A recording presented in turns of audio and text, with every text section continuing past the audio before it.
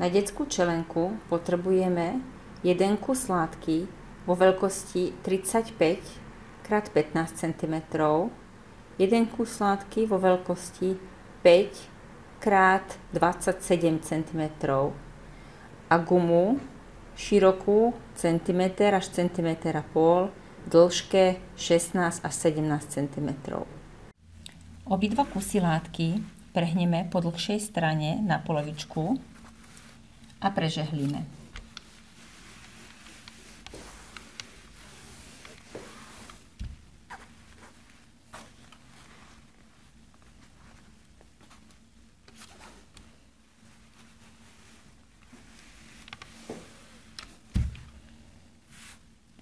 Teraz nasleduje šitie.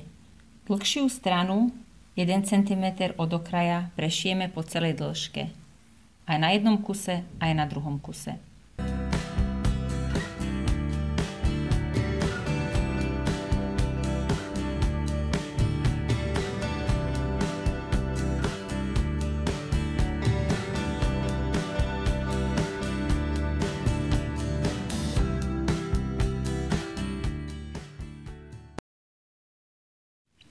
Po prešití prevrátime.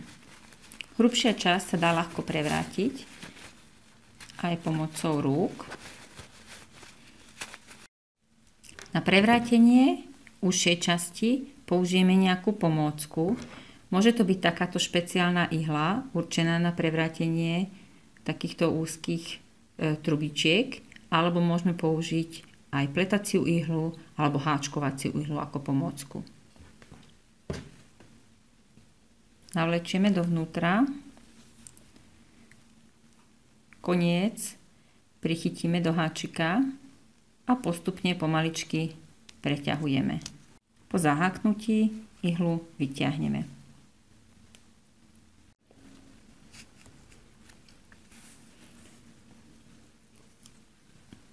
Po prevrátení prežehlíme tak, aby šéf bol v strede.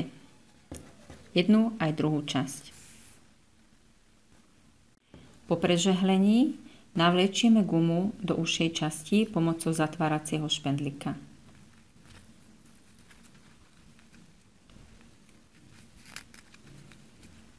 Tunel postupne nasúvame na gumu, dávame pozor, aby obidva konce gumy potom boli vonku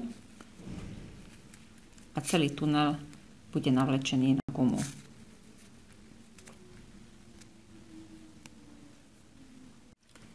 Gumu máme navlečenú a obidva konce gumy sú vonku. Spojíme väčšiu časť menšou časťou tak, že čelenku otočíme stranou, kde je šéf, smerom dole.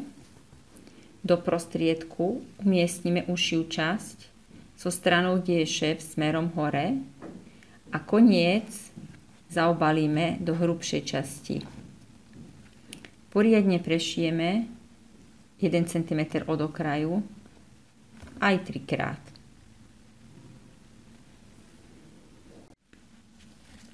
Tento koniec sme prišili a rovnako spravíme aj druhý koniec.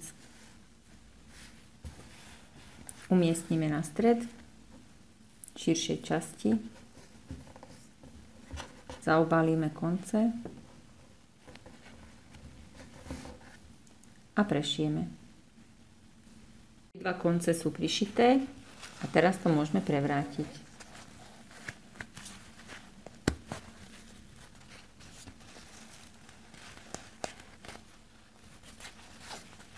Čelenka je hotová.